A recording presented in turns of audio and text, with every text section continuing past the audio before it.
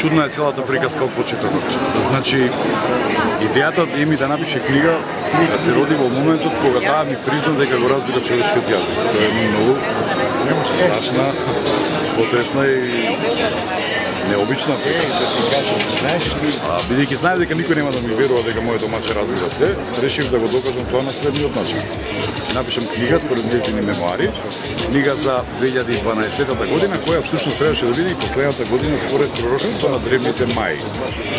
Меѓутоа, древните маи најверојатно се некакви измамници од 20 век кои не навлекоа цела планета да мислиме на тоа.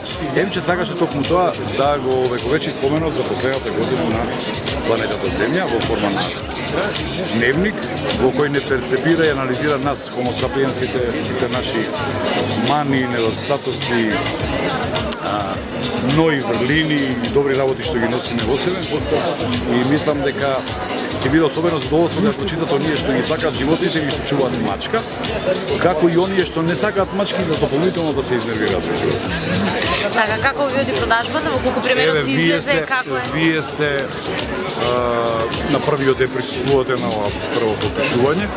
Ево, заживеане малку сајмот, иако сега правиме муавет во среда попладне, а вистинскиот сајм на книгата проработува од петок до кога доаѓаат колешките на Емче провинцијалките.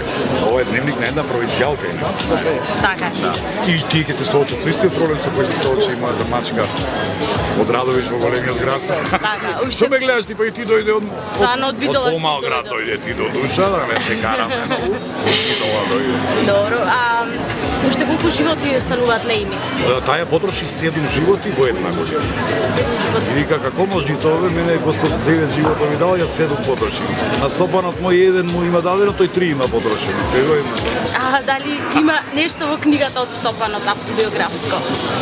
За жал многу малку ме има во книгата. 50 милион интереси. Има. Сепак јас сум првиот хомо сапиенс на кој налета таа и првиот хомо сапиенс со чија помош таа ја откри својата необична моќ што има само неколку мачки во милиарда.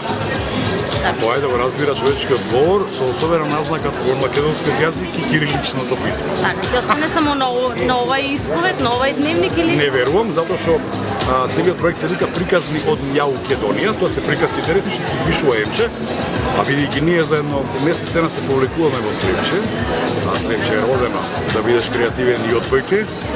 Мислам дека ќе почнам на Тенане да си пишувам нови приказни од Јаукедонија.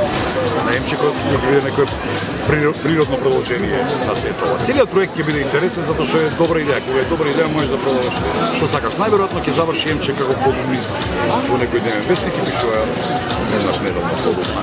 Колку време? Тоа ни се плановите. Супер, колку време ќе останете? Каде? На Битолскија, во Слепче. Во Слепче сум до почетокот на наредната сезона, септември, и ќе се приберам. Дај го рачето.